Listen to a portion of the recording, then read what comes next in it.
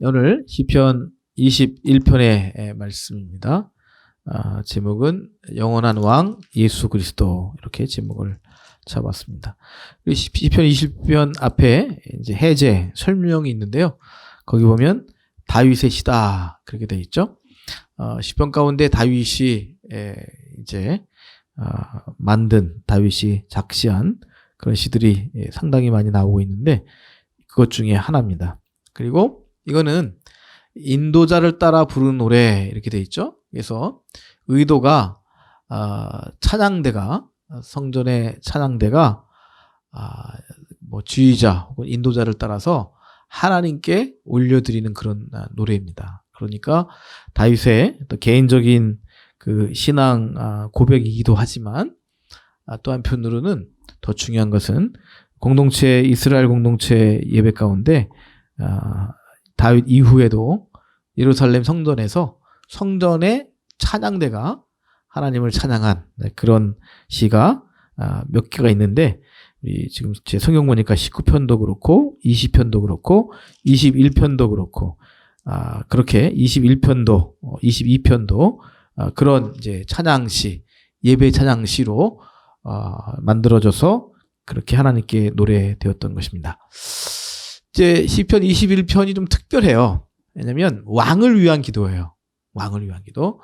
이제 우리로 말하면 이제 연말쯤인가요? 꼭 국가 조찬 기도회가 있습니다. 그러면 아주 옛날부터 대통령을 모시고 이제 수천 명의 우리 기독교 목사님, 장로님들이 이제 나라를 위한 기도인데 사실은 대통령을 위한 기도죠.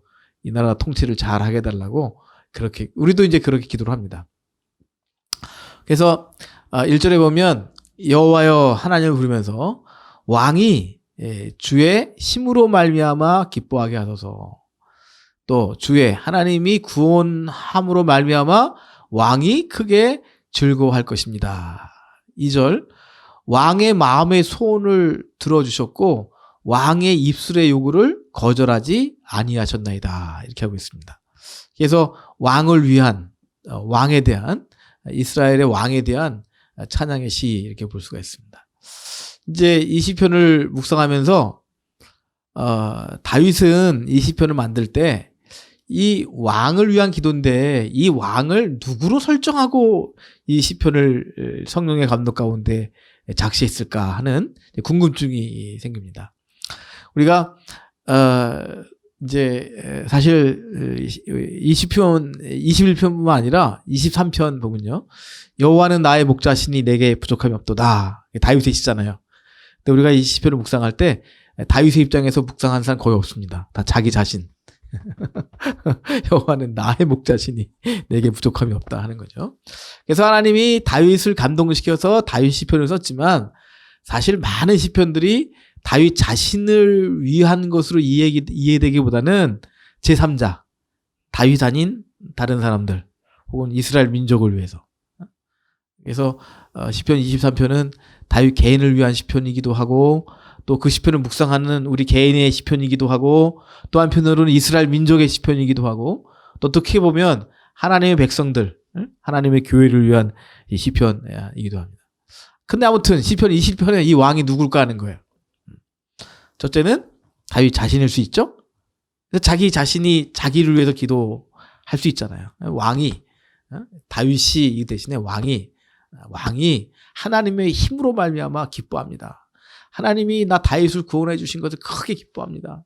내 왕으로서 내 마음의 소원이 있었는데 하나님이 그 소원을 다 들어주셨습니다. 그렇게 다윗이 자기 자신을 위한 그 시로 이해할 수가 있습니다. 또 한편으로는 다윗이 있으면서 자기 자신뿐만 아니라 자기 아들 솔로몬을 위한 시로도 이해돼요. 솔로몬뿐만 아니라 자기를 이어서 후대 왕이 될 이스라엘 왕들을 축복하는, 그렇게도 우리가 이해할 수가 있습니다. 예를 들면 우리가 시편 23편을 우리가 그렇게 우리 자신으로 대입해서 이해하듯이, 다윗이 죽은 후에 솔로몬이 성전에서 예배를 드리는데 찬양대가 이 시로 찬양하잖아요. 그러면 솔로몬은 당연히 시편 21편이 자기를 위한 시로 또 이해가 될 수 있는 것이죠. 네, 3절 넘어가겠습니다. 3절. 그런데 이제 3절부터 보면 조금 이제 이게 다윗이나 솔로몬이나 이스라엘의 후대 왕들을 위한 노래로 보기에는 조금 좀 그 내용이 좀 과하다 하는 것을 느낄 수가 있는데요. 우리 한번 3절 한번 읽어보겠습니다. 시작. 주의 아름다운 복으로 그를 영접하시고 숭궁관을 그의 머리에 씌우셨나이다. 이제 이 이후에 그 나타나는 표현들은 이게 다윗이나 또 솔로몬 어떤 개인의 어떤 왕을 말하는 것보다는 정말 하나님께서 이스라엘 역사과 때 보내실 아주 특별한 왕. 우리 그게 누군지 알고 있어요. 메시아죠, 메시아. 정말 이스라엘 민족을 온전히 구하시고, 그래서 아름다운 복으로 그를 영접하시고, 그리고 숭군관을 그의 머리에 씌우셨나이다. 여전히 솔로몬을 있을 때고 다 있을 수 있어요. 4절 보면 이제 좀 더 달라집니다. 4절 읽겠습니다. 시작. 그가 생명을 구함에 주께서 그에게 주셨으니 곧 영원한 장수로소이다 하는 거예요. 다윗이 영원하게 살지 못했죠. 솔로몬도 영원히 살지 못했습니다. 이 왕은 어떤 왕이냐면 영원히 살 왕이어야 돼요. 이 얘기 뭐냐면 단순히 오래 산다는 것이 아니라 그의 왕권이 중단되지 않는다. 하나님이 세우신 그 왕의 왕권은 어떻게 보면 다윗 왕조로 볼 수도 있죠. 예수님이 그 다윗 왕조의 완성이신데 이 왕권이 영원히 유지되게 하소서. 그렇게 기도하고 축복하는 거예요. 다윗이요. 이제 5절 말씀도 읽어볼까요? 시작. 주의 구원이 그의 영광을 크게 하시고 존귀와 위엄을 그에게 입히시나이다. 아멘. 구약 성경에 보면요, 다윗이 특별한 것이 있는데 그 문화 가면 몇 명 안 돼요. 구약 시대 메시아에 대한 인식이 아주 강하게 그 살아있는 그런 사람은 예언자들 말고요. 예언자들이 뭐 성령의 감동 가운데 메시아의 탄생을 예언하고 이사야 같은 경우는 메시아의 고난을 다 예언하잖아요. 그런데 그런 그 성령의 기름 부으심을 받은 예언자들 말고 그냥 다윗처럼 예언자는 아니지만 메시아가 오실 것을 분명히 인식하고 그 메시아에 대한 그 기대감으로 말씀을 전하고 성경을 남긴 그런 사람들은 많지 않습니다. 구약의 인물 가운데 딱 두 사람이라고 볼 수 있어요. 한 사람은 아브라함이고 한 사람은 다윗입니다. 아브라함은 하나님께서 내 씨를 통하여 천하 만민이 구원을 얻을 것이다. 열방의 구원을 얻을 것이다. 하늘의 별과 바다의 모래알처럼 내 후손이 창den케 하리는데 그 너의 후손 가운데 열방을 구원할 열방에게 복이 될 그런 메시아가 올 것이다. 그 다윗인 그 하나님 언약을 믿은 거예요. 그러니까 단순히 아브라함은 개인을 축복하신 것만 믿어서 하나님 앞에 의롭다 하심을 얻은 것이 아니라 하나님께서 이스라엘과 열방 모든 백성을 구원하실 복을 그의 후손을 통해서 예비하셨다라고 하는 인류 구원에 대한 하나님의 언약을 다 아브라함이 믿었을 때 하나님께서 이를 그의 의로 여기셨다는 거거든요. 아주 구체적으로 오늘날 우리가 예수님을 영접하는 것처럼 그 예수 그리스도 우리 마음에 영접하는 그런 단계의 믿음은 아니었어요. 아브라함 믿음은 아직 예수님 오시지 않았으니까요. 아직 구약시대의 예수님은 그림자로 있으니까요. 예언으로 있으니까요. 언약으로 있으니까요. 그런데 그 언약을 믿었단 말이죠. 하나님께서 메시아를 보내서 이스라엘과 열방을 구원하실 그 하나님의 언약을 믿었기 때문에 하나님께서 이를 그의 의로 여기셨다 하는 거예요. 오늘날도 마찬가지입니다. 우리가 예수님을 믿을 때요, 그냥 내 영혼을 하나 구하시고 나를 복주시고 내 죄를 사하시는 그 예수님 그렇게 믿는다면 그 믿음은 굉장히 부족한 믿음이에요. 모자라는 믿음이에요. 우리가 예수님 믿을 때 어떻게 믿냐면 온 인류를 구원하실 역사의 주인 되시는 그 하나님의 언약이신, 나 개인도 중요하지만 온 인류를 구원하시고 또 심판하실, 다스릴 그 언약의 성취로 오신 예수 그리스도, 이것을 믿는 것이 온전한 믿음이 됩니다. 그래서 성령은 우리에게 그런 믿음을 주셔요. 우리가 개인적으로도 구원받지만 예수님께서 열방을 구원하신다는 것을 믿게 하시고요. 그래서 예수 믿으면 전도할 수밖에 없는 거예요. 예수님은 나의 예수님일 뿐만 아니라 메시아는 열방을 구원한 메시아이기 때문에 선교적 시각이 자연스럽게 열립니다. 성령을 받으면. 그래서 오늘도 5절만 보더라도 주의 구원이, 여기서 주라는 것은 하나님으로 봐야 되죠. 하나님의 구원이 이 메시아의 영광을 크게 하셨고 존귀와 위엄을 그에게 입히셨습니다. 이렇게 다윗이 고백했을 때는 단순히 자기 자신이나 혹은 자기 그 후대에 올 솔로몬과 같은 왕 어떤 개인을 두고 한 것이라기보다는 하나님의 언약을 완성하실 메시아, 아직 예수님의 이름은 몰랐지만 다윗이 바로 메시아 그리스도에 대한 하나님의 언약으로 성령의 감동 가운데 선포하신 시로 우리가 충분히 이해할 수 있다 하는 것이죠.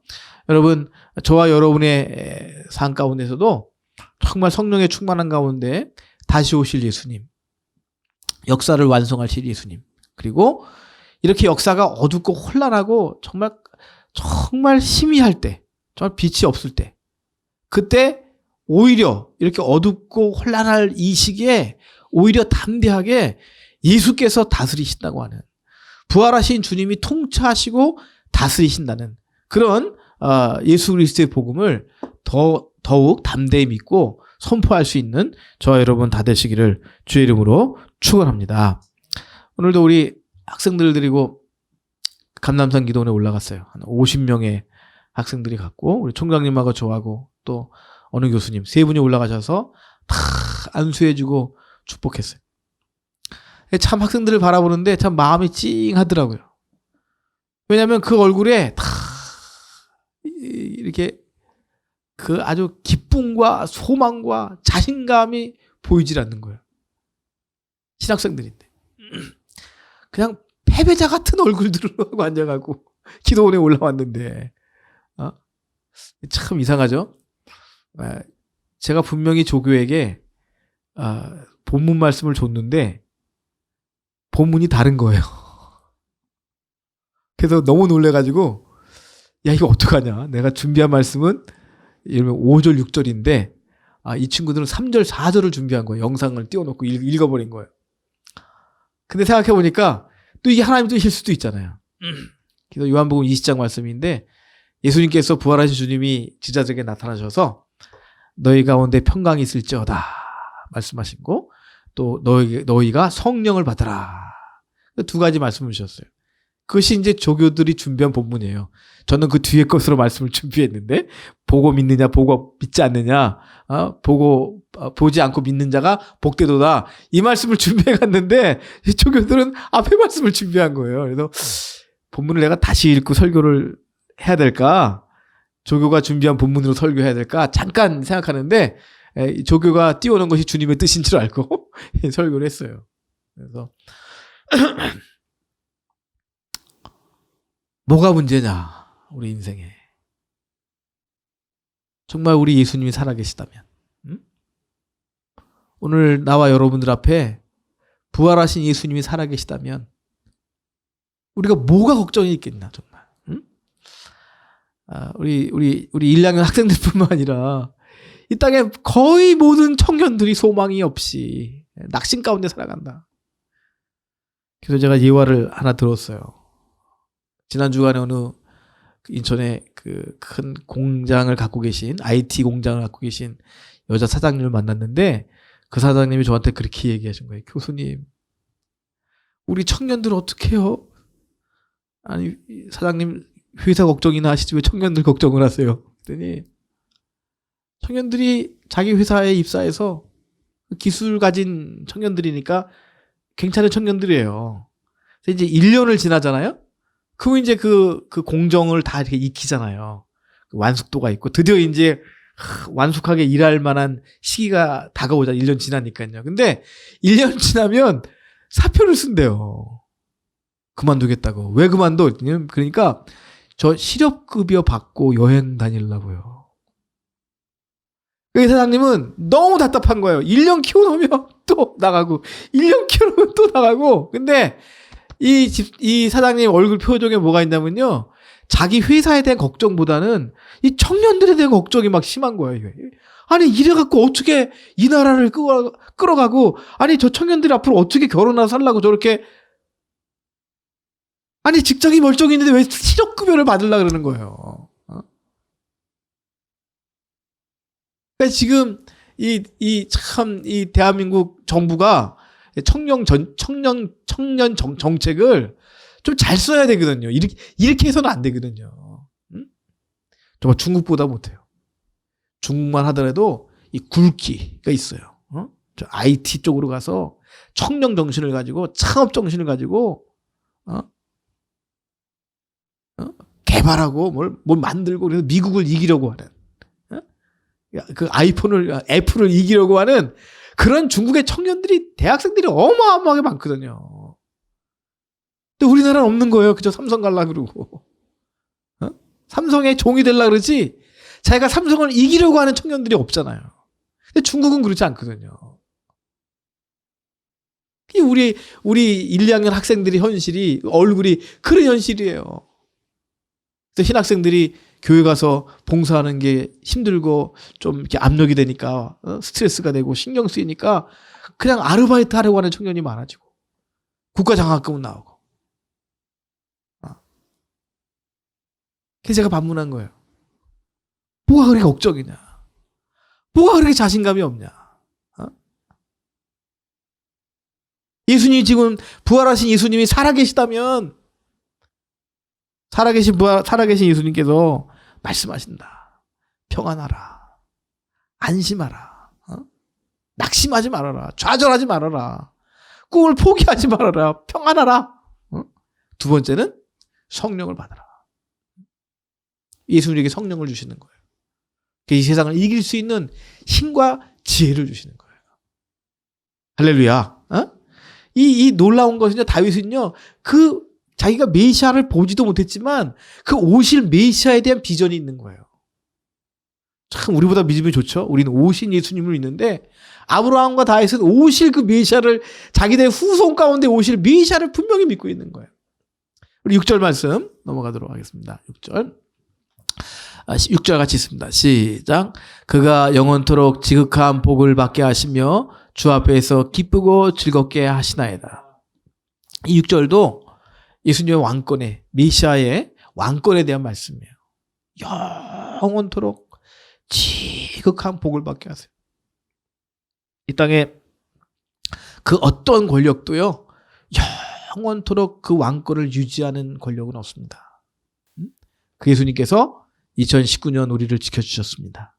어렵지만 이 나라 이 민족도 지켜주셨는데, 2020년도에 우리 부활하신 예수님, 살아계신 주님께서 저와 여러분의 가정을 복을 주시고 다스려 주시고, 우리가 속한 학교와 교회와 이 나라 이 민족까지 우리 예수님이 정말 통치하시고 다스리시는 그런 2019년, 또 내년 2020년 될 수 있기를 우리가 기도해야 될 줄로 믿습니다.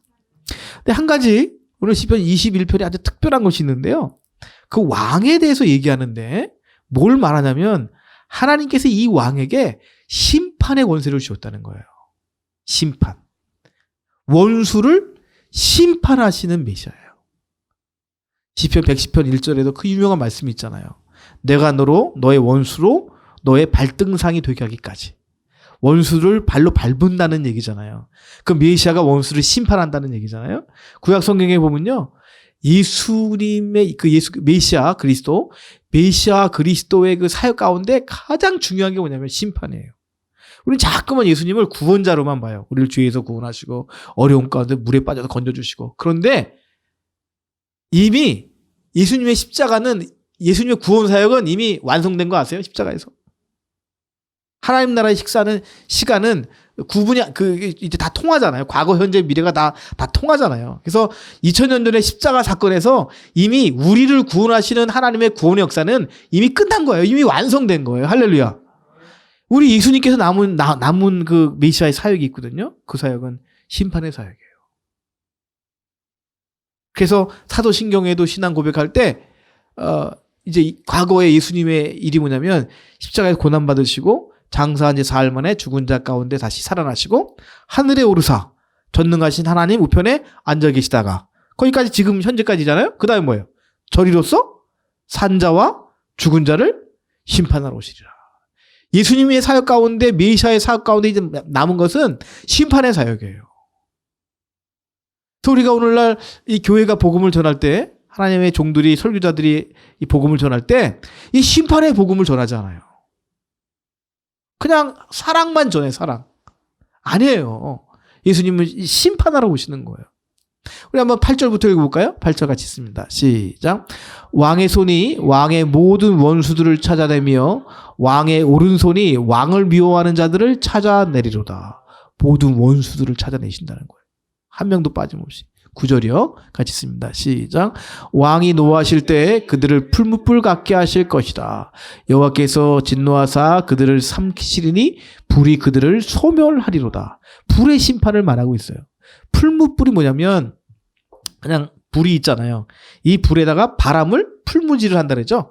바람을 세게 불어요. 그러면 이 불이 천도막이 올라가면서 쇳덩어리를 녹이는 거예요. 풀무불. 쇳덩어리를 녹일 만한 그 강렬한 불이에요. 그 원수들을 풀무불에 넣을 정도로 그래서 불이 그들을 소멸하게 한다는 거죠. 메시아가 심판할 때 하나님께서 풀무불 같은 불로 메시아의 그리스도의 원수를 소멸하게 한다는 거죠. 10절 볼까요? 같이 읽습니다. 시작. 왕이 그들의 후손을 땅에서 멸하며 그들의 자손을 사람 중에서 끊으리로다. 아멘. 이 말씀 잘 해석해야죠. 괜히 또 문자적으로 잘못했다가는 야 그래 내가 왕인데 우리 다 왕의 의식이 있잖아요. 하나님의 자녀들이니까. 왕 같은 제사장 왕의 의식이 있잖아요. 나를 미워하는 저 어떤 집사님이 있는데 저 집사님 하나님 저들의 후손을 땅에서 멸하여 주옵소서. 저 집안은 사람 중에서 끊으시옵소서. 이렇게 이거를 이제 대입하면 곤란한 거잖아요. 여러분 예수님은 사실은 우리를 멸하러 오시는 건 아니셨어요. 예수님은 마귀의 권세를 멸하러 오셨어요. 신약 성경에 보면 마귀를 멸하러 오신 거예요. 그런데 여러분 이 세상 사람들은요 예수 그리스도를 영접하면 하나님의 자녀가 되는데 예수 그리스도를 영접하지 않고 그래서 성령을 받지 못하면 어떻게 되냐면 마귀의 자식이 돼요. 결국 마귀에게 순종하고 사는 거예요. 예수님이 땅에 다시 오셨을 때 마귀만 심판하는 것이 아니라 마귀에게 순종했던 성령 받지 못하고 예수를 영접하지 않음으로 말미암아 하나님의 자녀가 되고 그리스도의 종이 되고 성령 안에서 그리스도에게 순종하지 못한 사람들은 결국은 반대로 마귀에게 자녀가 되는 거거든요. 마귀의 자손이 되는 거거든요. 그들까지 예수님은 심판하실 수밖에 없다는 거예요. 요한복음 3장에서 예수 독생자를 믿으면 멸망치 않고 영생을 얻지만 믿지 않는 자들은 이미 심판을 받았느니라. 예수님을 믿지 않으면 이미 심판을 받은 거예요. 왜 심판을 받죠? 하나님께서 우리를 위해서 십자가에서 그 아들을 죽이셨어요. 구원의 손길을 베푸셨어요. 그런데 완악함으로 성령 받지 못함으로 마귀의 종이 됨으로 그 예수 그리스도의 은혜와 사랑을 거절했잖아요. 그러니까 예수를 믿지 않는 것은 하나님의 언약을 믿지 않고 하나님의 사랑을 저버리는 거예요. 하나님의 사랑을 거절하고 거부하는 거잖아요. 그래서 우리에게 더 전도의 사명이 있는 줄을 믿습니다. 오늘 분명히 다윗을 통해서 하나님은 메시아를 통해서 이 세상을 심판하시고 하나님을 믿지 아니하고 그리스도에게 순종하지 않은 자들을 사단 마귀와 함께 심판하실 그 예수 그리스도의 심판의 사역을 우리에게 설명하고 있는 줄을 믿습니다. 11절 말씀만 더 보면 비록 그들이 왕을 해하려 하여 음모를 꾸몄으나 이루지 못하도다. 이 메시아가 이렇게 사단의 권세와 사단의 무리들을 심판하는 걸 마귀는 알고 있는 거죠. 그래서 십자가에서 이제 예수님을 죽게 하는 거예요. 그러나 하하하 하늘에 계신 우가 하나님께서 하하하 웃으시고 예수님을 다시 죽음에서 일으키셔서 공중의 권세 잡은 자들이 있잖아요. 공중의 권세 잡은 자가 무슨 뜻이죠? 공중. 아주 쉽게 말하면 이제 지구의 대기권이라고 말할 수 있어요. 우주라고 말할 수 있어요. 사단의 영역은 우주, 이 지구에 불과해요. 그래서 공중의 권세를 잡은 거예요. 근데 하나님은 예수님을 부활시키는 어떻게 부르시냐면 공중 위에 있는 하늘들 위에 있는 하늘의 하나님이 계신 곳에 보좌에 우리 예수님 앉으셨어요. 거기서 공중에 권세 잡은 사탄과 거기에 순종하고 노예가 된 자들을 심판하시는 거예요. 오늘 이 말씀을 통해서 우리가 예수님의 그 마지막 심판의 사역을 보았는데요. 사실 하나님의 마음은 뭘까요? 심판일까요? 구원일까요? 저주일까요? 사랑일까요? 하나님의 마음은 사실은 심판이 아닙니다. 구원하시길 원하시고 우리를 사랑하시길 원하시고 그래서 그 독생자까지 보내주신 줄을 믿습니다. 그래서 죄 중에 또 하나님이 참 이렇게 하나님께서 이렇게 그냥 지나치시지 못하는 죄가 있는데 그 죄가 뭐냐면 복음을 전하지 않는 거예요. 하나님에게 열망이 있거든요. 이렇게 예수님이 안 오실까? 이렇게 하나님이 세상을 마지막에 심판하지 않으실까? 제가 오늘 그 박사과정 학생들 학기말 페이퍼를 주면서 언제까지 숙제를 해야 되냐요. 그래서 제가 그냥 예수님 오시기 전까지 내세요. 이렇게 했더니 뭐 3페이지 숙제 내준 것도 그렇게 부담스러워하대요. 학생들이. 예수님 오시기 전까지. 그랬더니 어느 학생이더라고요. 목사님인데. 아유, 내일 예수님 오셨으면 좋겠어요. 네. 예수님의 마음. 이렇게 자꾸만 예수님 늦게 오시는 것은 어떻게 하든지 모든 민족에게 복음이 전해지고 정말 하나님의 마음은 한 생명도 빠짐없이 구원받게 하는 것이 하나님의 마음이에요. 정말 안타깝습니다. 뭐 안타깝죠? 정말 이 땅의 청소년들 어린이들에게 복음이 전해질 수가 없어요. 교회마다 주일학교 아이들이 점점 줄어들어요. 오늘 좀 기쁜 소망의 소식을 들었더라고요. 신도시에 일어나는 일들인데요. 신도시. 30대, 40대 부부들이 많이 이제 이사를 오잖아요. 근데 희한한 일이 있는데 주일학교 아이들이 늘어난대요. 근데 부모는 안 나오는데 아이들은 요즘 교회에 보는 부모들이 많대요. 신도시에는. 그래서 왜 그런가 그랬더니 나름대로 분석을 해봤겠죠. 그 교회가. 젊은 장로님 말씀인데 분석을 해봤더니 우리는 교회를 안 나가지만 우리 자녀들을 좀 올바른 가치관을 좀 심어주십시오.